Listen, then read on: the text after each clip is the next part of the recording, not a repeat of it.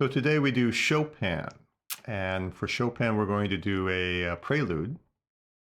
This would be his Opus 28 set of 24 preludes, and I'm going to do the number 20. And the set of preludes for Chopin were supposedly, the official story is that they were composed somewhere between 1837, 1839. Again, supposedly, or at least the conventional wisdom is that they were composed during a trip that he took with his sometime lover, sometimes friend, George Sand. I think they went to Mallorca, and they ended up staying in a very dismal place, an old abandoned monastery, because they had to, not because it was a choice. And it was just a dismal time, generally speaking, from all involved. And he did apparently write the preludes there, at least in a finished sense. So that is true. But certainly the dismal period, the dismal place didn't help him, because he wrote, I guess he had letters written at the time, and sometimes he would be okay, and sometimes he'd be really depressed, and so it wasn't a good time for everybody at that time. Didn't help. But the preludes sort of reflect that, because the set of 24 preludes sort of oscillates between, good and bad, happy, sad kind of thing. And that may reflect his mood at that period of time.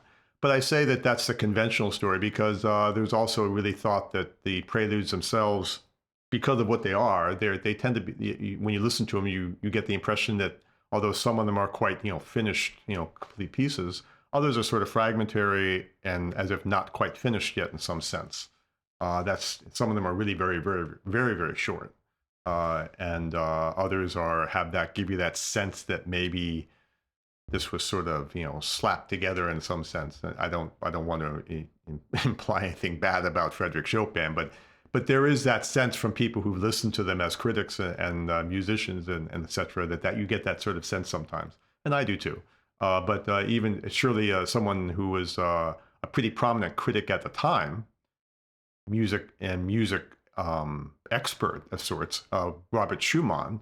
Beyond being a composer himself, he wrote a lot about music and was a very prominent figure in the music community at that time. He himself, who was very much a champion of Chopin, remarked that these were sort of, I don't know about these, Frederick. These are a little fragmentary.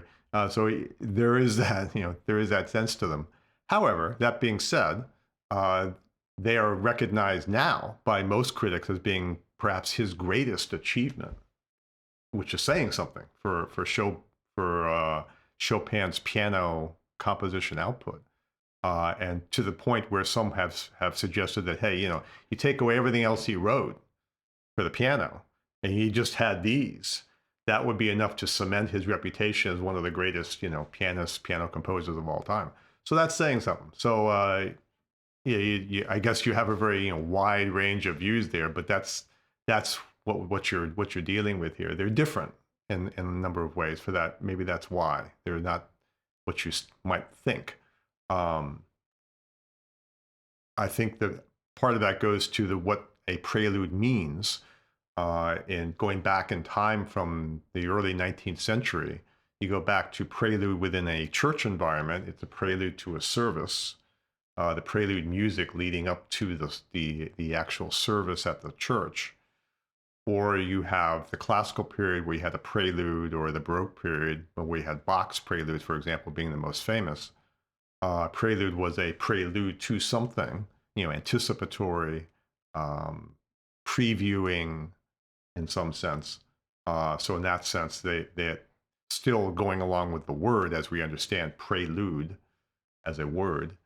But here you have Chopin using the term prelude as a title, as a form, but it takes on a whole different meaning. And here it's not anticipatory, it's not a preview, it's not leading up to, it's not before something else, it's not like an introduction. Instead, these are set standalone pieces, and they take on the meaning that really has come to become the meaning in music of what a prelude is in the Romantic period. And it goes right along with the Romantic period, which is that these are fragmentary, these are momentary, these are representations of a feeling, of an emotion at a point in time. They are not, they are not set forms that evolve over time, which is really what most other forms in piano did. A sonata, um, ballad, etc. These are things that were more set pieces and set forms, especially in the classical period. And what you had, the music takes you on a journey from beginning to end, and over time. Prelude, in this case, Chopin used it as to say that this is a moment in time. This is not a journey in any way, shape, or form. This is a moment in time. How I feel right now, or something else. I mean, it's and so in that sense, it really is fragmentary. It's a momentary thought. It's the thought that hits you in a moment and then is gone. And so a prelude becomes that kind of a designation. And going forward from this point, it really is, I think, if you see the term prelude in compositions after, say, the 1840, it is this kind of a prelude rather than the Bach kind. So in that sense, it becomes the standard kind of a thought of what a prelude is. And again, it goes along with the Romantic period, fragmentary, in a momentary, thought that a dream, these kinds of things. And so that's what he designated them as. And they are very different in that sense because some of them are very, very short. And some of them do have that sense of being incomplete somehow. And each one is sort of its own thing. And so, like I said, he officially composed them between 37 and 39. There really is no doubt that that's where he finished them as a set of preludes. But the thought is that perhaps some of these were themes that were lying around that he had started but not finished, fragments of pieces that were begun but he just never finished them. And he had them around in his, notebook, so to speak. And so he pulled those out to put them together with other compositions maybe he did in full in that 1837 to 39 period to make a full set of 24 preludes. 24 being important because these were assembled in keys going the circle of fifths. So by doing this, he goes through the full cycle of keys on the piano. Bach did the same thing with his preludes, but he did it in chromatically, from C to C sharp to D to E sharp. Here, Chopin is going C, G, or rather C, A minor, G, E minor, and so forth, for those who know what I'm talking about. So it's different, but he still goes through all of the keys in doing that. So 24 isn't just a random number.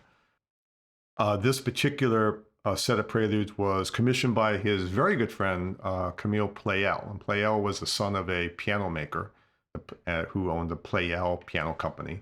Very prominent, important piano company at that time in the mid 19th century, early 19th century.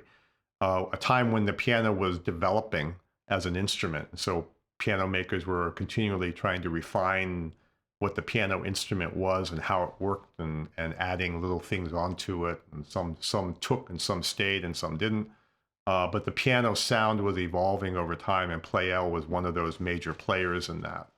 And he was and Camille Pleyel was the son of the owner of that company, and he was very good friends with Chopin, one of his best friends. And his wife, Pleyel's wife, was apparently a good pianist, and Chopin may have even taught her. I don't know. But that was part of it, I guess. And so these were commissioned by him, paid for by Pleyel for Chopin to put together and to publish. And so that may have been what prompted him to finally pull everything together and do it at that time. This particular one was number 20. And number 20 is like a sort of a bit of a funeral march, very deliberate, very slow. It's a lot of block chords. In fact, it basically is all block chords played at regular rhythm, quarter note rhythm. The major technical difficulty is you have to play the block chords of 4 and 5 notes at a time. So you have to get your hand around that. But other than that, it's not difficult to play. It's very slow, so it gives you time to get your hand ready. But it starts out very loud, so you got to play it forcefully. You have to really hit it hard to really bring out that sound. And then it gets softer as time goes on. And so it's a good demonstration of what a piano sounds like in some ways. If you were going to do a demo of a piano and say, hey, what does it sound like? This would be a good piece to pull out because you really hit a lot of notes at once, and then you hit a chord and then you stop for a second because it's that slow. And so you can just sort of hear the piano sound kind of evolve over time. So it really gives you a sense of how a piano sounds.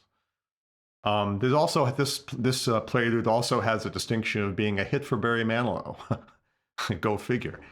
So this apparently Barry Manilow was very very clear about this. He wasn't trying to lie to anybody that this particular prelude was something he knew and played, and so the theme of it, at least part of the theme of it, he used as one of his songs, used in one of his songs, not necessarily the entire song, but a piece of the song.